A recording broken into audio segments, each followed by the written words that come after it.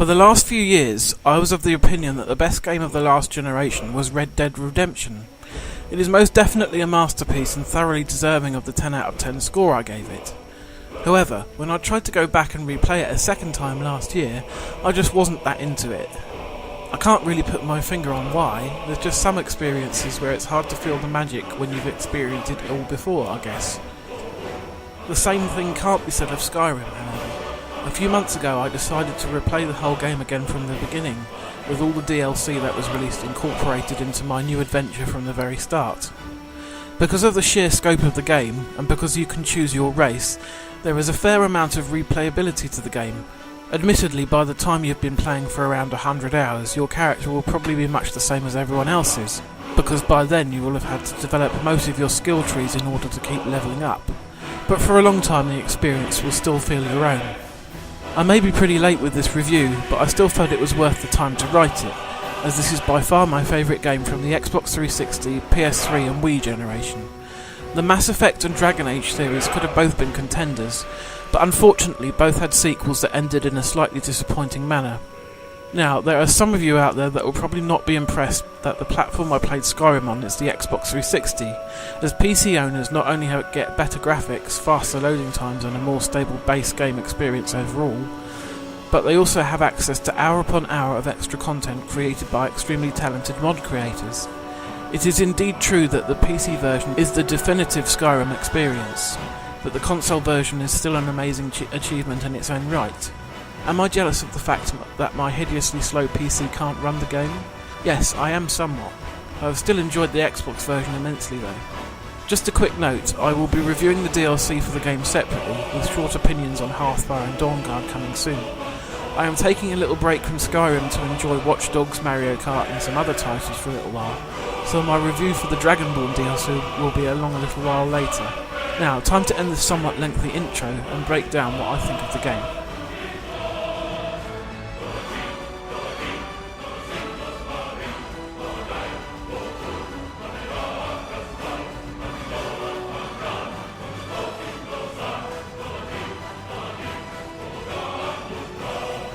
Skyrim on the Xbox 360 is for the most part a really beautiful game. Standing on the balcony of my homestead and looking out on the valley below as the sun rises slowly above the trees is quite a magical experience. Likewise, trudging through the northern tundra with a fierce blizzard obscuring my view actually gives me the chills in real life, even on a warm spring day. Dungeons are heavy with atmosphere and some great lighting effects and some really well designed creatures to slay. The dragons are of course a big feature of the game and are quite the sight to behold. They may start to lose their wonder after you've slain several dozen of them, but when you see their shadow dart across the night sky or hear their roar reverberate around the mountains, you can't help but be impressed.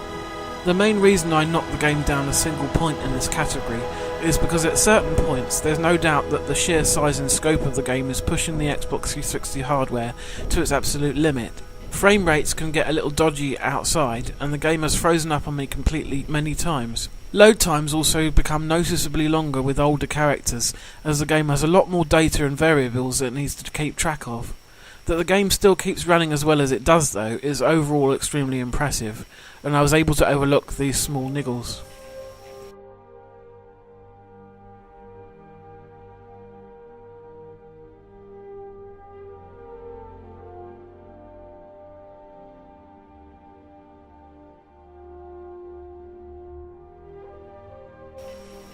The Skyrim soundtrack, composed by Jeremy Soule, is absolutely amazing.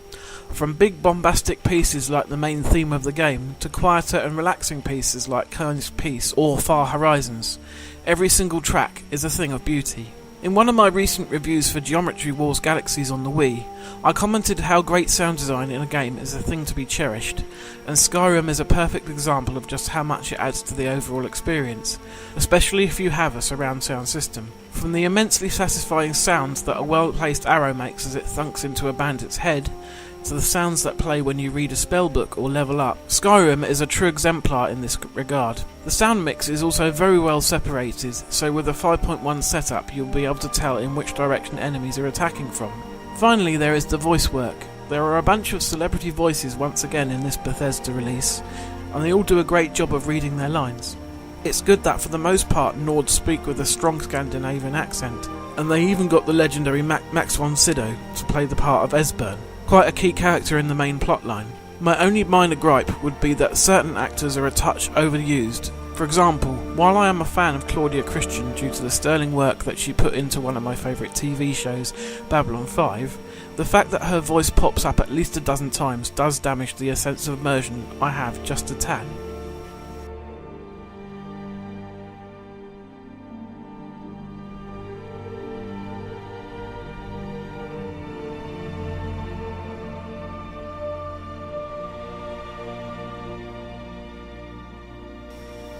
There are some that have called the real-time combat of the Elder Scrolls series a little basic and clumsy. However, I really like it. Stealthily creeping through a dungeon with a bow and arrow and killing off enemies before they even know I'm there is especially satisfying, though perhaps a bit overpowered when combined with certain perks from the stealth and archery skill tree. I found myself depending on archery for most of the game, at least until I maxed it out at skill level 100 and was forced to start using other skills to level up. Though Bethesda did add the option for you to make a skill legendary and reset it to 15, doing this at level 30 plus with your main combat skill is not a great idea, as you will struggle to give your enemies a Chinese burn, let alone kill them.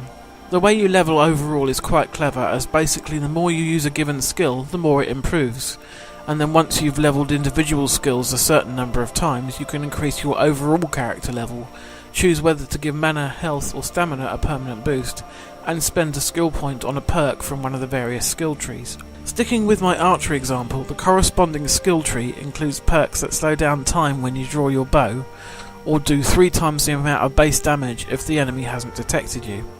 So you can see how this approach can be extremely powerful, not to mention fun. The levelling is open to abuse for those willing to spend a bit of time making nails over and over again, to give a blacksmithing example, though those willing to play the game properly and not resort to exploits will probably have a more enjoyable and immersive experience overall in the long run.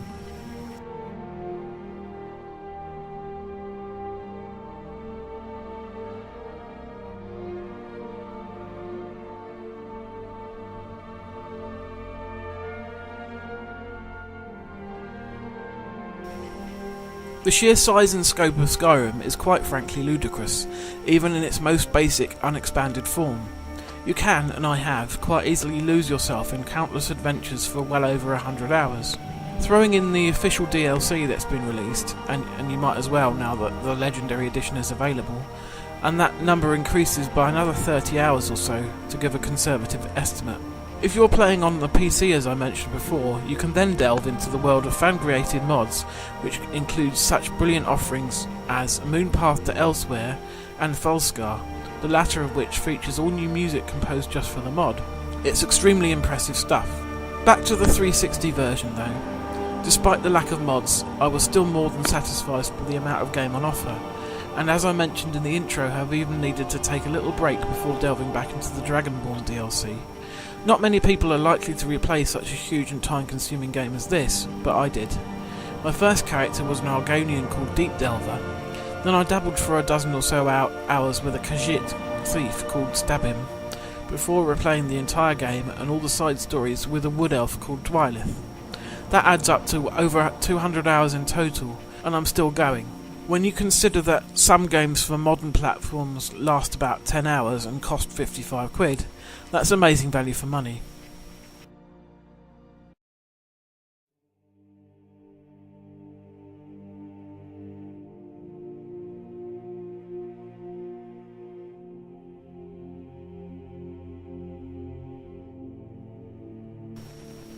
There's no doubt that those of you who just don't like RPGs will not agree with me here, but for me, there was no other game that came close to beating Skyrim in the last generation. Those who do love their RPGs, particularly action-based ones, will be in absolute heaven for a long, long time. Those who aren't into this sort of experience still have many other worthy titles to enjoy. Now, the only thing that could really beat Skyrim in my mind would be a new Fallout game on the next generation platforms, running on an enhanced Skyrim engine. Sadly, another E3 has passed, and we've still not had an official announcement regarding Fallout 4. Hopefully it will come soon. In the meantime, I will be spending more time in Skyrim as soon as I'm done in Chicago, the Mushroom Kingdom, and Gotham.